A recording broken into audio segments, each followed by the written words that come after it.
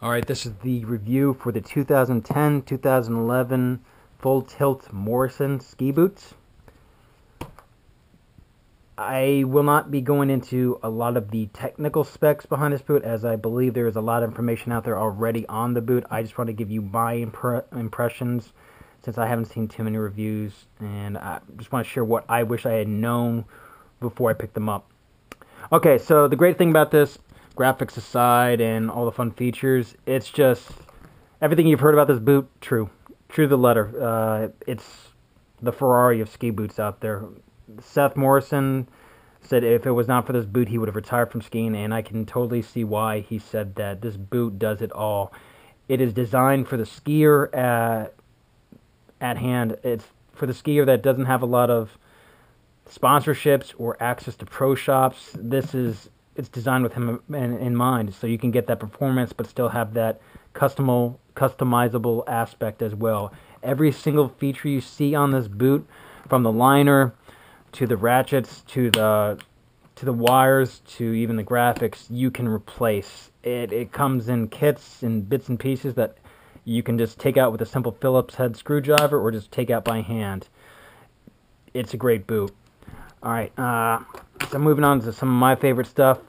I loved on this model right here, rather than the plastic ratchets, you have the aluminum ones, which are a little more sturdy. Only complaints I have to say are when it gets icy or really cold out, or if you're falling down or just going through really deep powder. Sometimes they do ice over and get cruddy and just packed with snow.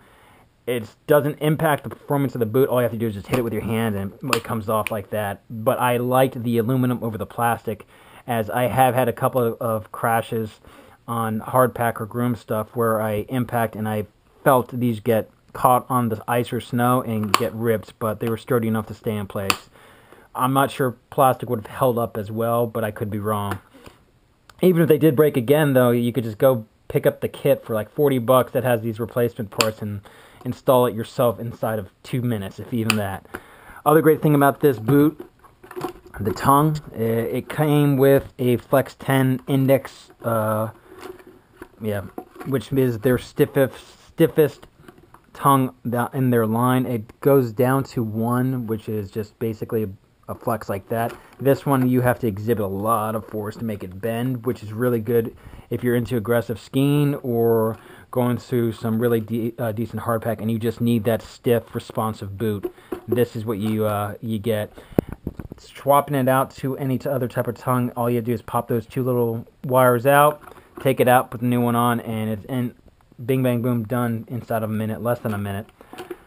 I love it. Like I said, it's a great tongue, and it really does eliminate the whole aspect of shin bang. I used to ride with Head S10s, which were an aggressive freestyle / downhill boot, and my shins used to get rubbed raw. The hair on them would just get torn off from really long sessions out there. With these, it has yet to happen. It just really is anatomical. It's set up for performance like your foot and ankle and shin and leg would just naturally bend on its own. It's a great design. I cannot believe more ski boots out there just do not have this feature. It's probably obviously patented or copyrighted, whatever, but it's really something so simple. It's just but such an awesome feature. The graphics on this, by the way, this is just keeps your wires together and keeps them getting all jumbled up. It's kind of confusing at first putting this boot on, as it's not your conventional just slide your foot in, pull it up. You actually have to wrap your foot in and wrap it around. The 2 ratchets go over, and then the third one clamps in the opposite direction. I'm holding my camera by hand, so I can't really show you, but after doing it once or twice, it really becomes second nature.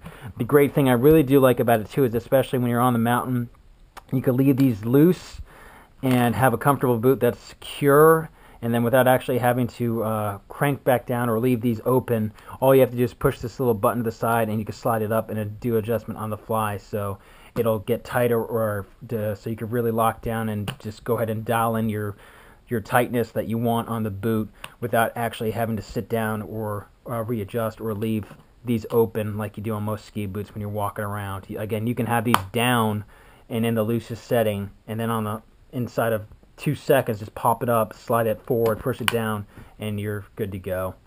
Other great thing about this too, I love the footbed in here. It basically, the reason I say the footbed is it's part of, this is actually the active shock absorber. What this little feature does is, as you can see, it's set up almost like your regular footbed, but when you impact, it helps distribute the force of your impacts across the whole bottom lateral portion of your foot rather than just in one spot. Since the boot's actually split-toed, what that means is the forces are going across and down rather than just staying fixated in one, which provides for a more natural flex like your foot, so you have less of an impact shock going up your leg. I haven't done any crazy jumps like Seth Morrison does. I wish I could, but I have done some pretty good lippers and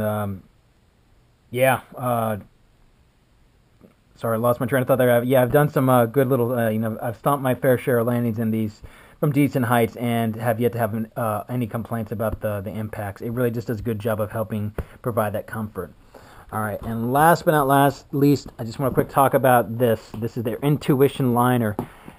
This is probably one of the features besides the tongue, what makes this boot awesome.